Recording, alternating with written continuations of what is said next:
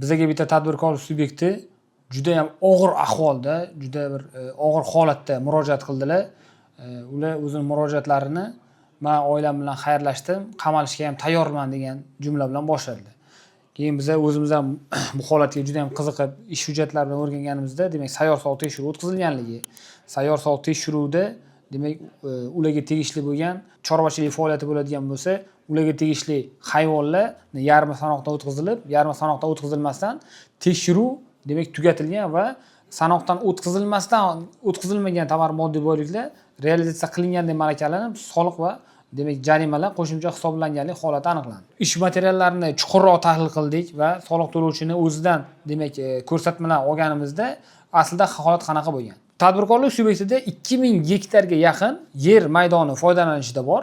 Mazkur yer maydonlarida demak bir qismida bo'rdoqiga boqiladigan, ya'ni bir joyda saqlanadigan hayvonlar bor va yaylovda o'tlab yuradigan o'stiruvdagi hayvonlar bor. Demak, soliq organi xodimlari sayyor soliq tekshiruv o'tkazish maqsadida demak tadbirkorlik subyektini demak binosiga kelib va bo'rdoqiga boqiladigan hayvonlar inventarizatsiya o'tkazilgan va bahor oylarida tekshiruv bo'lganligi uchun yomg'irli havoda demak yaylovdagi o'stiruvdagi mollarni sanashda imkoniyati bo'lmagan.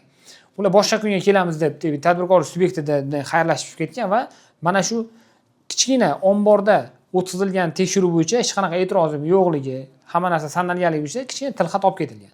Va mazkur holat bo'yicha soliq organiga borilganda demak tekshiruv shundoqligicha yopilgan, dalolatnoma tuzilgan, korxonani vakilini demak dalolatnomani tanishtirmasdan tekshiruv materiallari shundoqligicha yopilib, demak soliq to'lovchiga qaror yuborilgan. Qaror olganlardan keyin bular milliard summadan oshiq summani ko'rgandan keyin u tadbirkorlik subyekti bu birinchi marta unaqa holatga tushganda demak o'zini yo'qotib qo'yib, oilasi bilan xayrlashib, bo'ldi qamalishga tayyor bo'lib bizga murojaat bilan chiqdilar. Demak, murojaatlarni demak chuqur o'rganib, tahlil qilib, demak sudga ariza tayyorladik. Chunki bu yerda juda ham ko'z yumib bo'lmaydigan, juda qo'pol protsessual normalarning buzilishi va moddiy huquq normalarining buzilishi bitta aniqlandi va sudga murojaat qildik.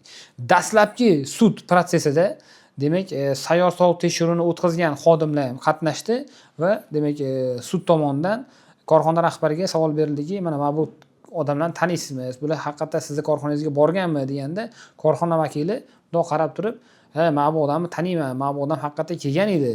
Bu soliqchi oyog'im loy bo'ladi deb mashinadan tushmagan edi" degan demak ko'rsatmani berdi. Bu sud zalida o'zini tasdig'ini topdi. Haqiqatdan shunaqa holat bo'lganligi.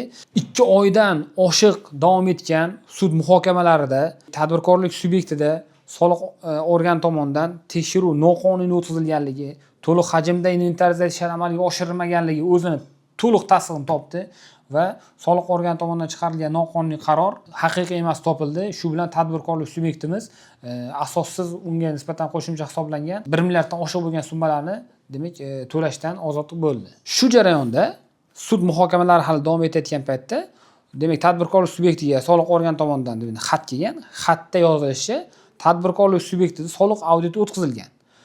Biz tomonimizdan tadbirkorlik subyektidan so'ralganda, sizda soliq auditi o'tkazilgan deyilganda, demak tadbirkorlik subyektining umuman xabari yo'q.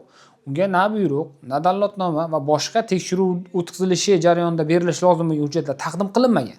Vaholanki, soliq kodeksiga asosan, birinchi sonli Vazirlar Mahkamasi qaroriga asosan soliq auditi tadbirkorlik subyektiga tekshiruv tayyorlash to'g'risida buyruq topshirilgan kunda boshlanadi va aynan soliq auditi tadbirkorlik subyekti joylashgan joyda o'tkazilishi lozimligi belgilangan. Tadbirkorlik subyektida hech qanaqangi buyruq taqdim qilinmagan va soliqchilar tadbirkorlik subyektining binosiga soliq auditi o'tkazish maqsadida kelinmagan. Mazkur holat oydinlik kiritish maqsadida biz soliq organiga murojaat bilan chiqdik va murojaatga javoban soliq organi demak tekshiruvni o'tkazish to'g'risida buyruq, dalolatnoma va boshqa hujjatlar taqdim qilindi. Soliq auditi dalolatnomasiga ko'ra tadbirkorlik subyektiga nisbatan 3 milliarddan oshiq soliq summalari va jarima summalari qo'shimcha hisoblangan. Mazkur summalar qayerdan kelib chiqqan? Tadbirkorlik subyektida tekshiruv 2024-yil avgust oyida o'tkazilgan.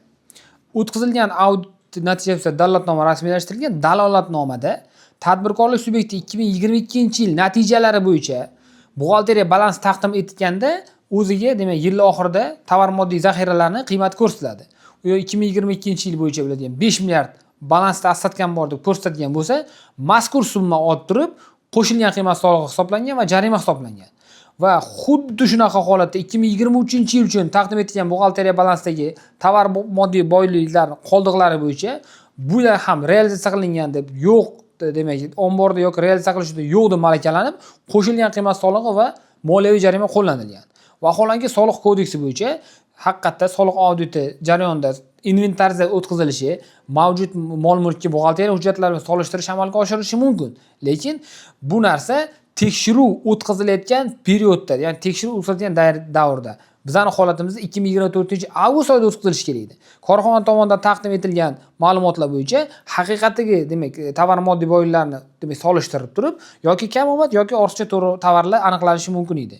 Bizning holatimizda 2022 va 2023-yildagi korxona o'zi astotkamda bor deb taqdim etilgan, demak, raqamlar bo'yicha soliq summалari hisoblangan. Bundan tashqari e'tibor qaratish lozim bo'ladiki, 2023-yildagi 3 milliardlik astatka 2022-yildagi 5 milliardlik astatkani ichida yotibdi.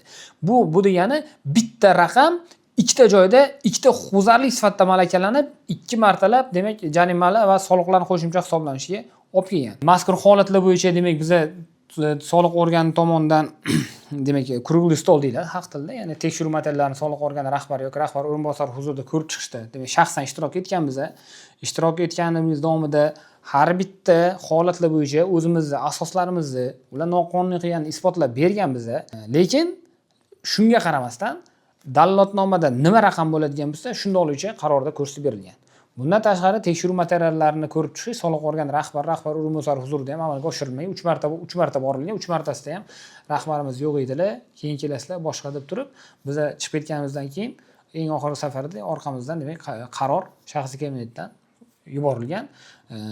Bu ham bitta protsessual huquq normasi buzilishi. Endi korxona rahbari mazkur holatni ko'rgandan keyin, 3 milliardni ko'rgandan keyin, bo'ldimi, 3 milliardni men bo'ynimga qo'yib qo'ydi, endi men qamalaman. Shu nastroyda, shu kayfiyatda yurdi va shu bilan, demak, sudga berdik soliq audit materiallari bo'yicha. Soliq audit materiallari bo'yicha ham sudga berganimizda bu juda ham, demak, bahsli, munozarali bo'ldi. Protsessual huquq normasi bo'yicha, moddiy huquq normasi bo'yicha har bittasini, demak, sudga isbotlab berdik.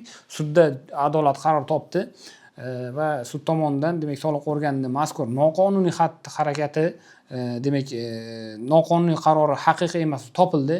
Demak, tadbirkorimizdan asossiz qo'shimcha hisoblangan 3 milliarddan oshiq soliq va jarimalar, demak, olib tashlandi. Demak, u bugungi kunda aytishimiz mumkinki, hayotga qaytdi.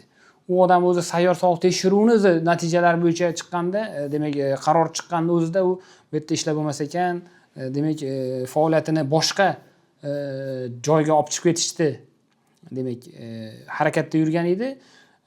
Yo'q, undan keyin hozir, demak, suddagi takroriy aytish mumkin bo'lsa, adolatni ko'rgandan keyin, bundan keyin soliq maslahat bilan postoyanniy hamkorlikda ishlashdi va, demak, tadbirkorlik faoliyatini yana ham kengaytirishdi. Hozir oldiga maqsad qilib qo'ydilar. Hurmatli tadbirkorlar, sizlar ham o'zingizlarning huquqlaringizni bilib, o'rganib, ularni himoya qilinglar.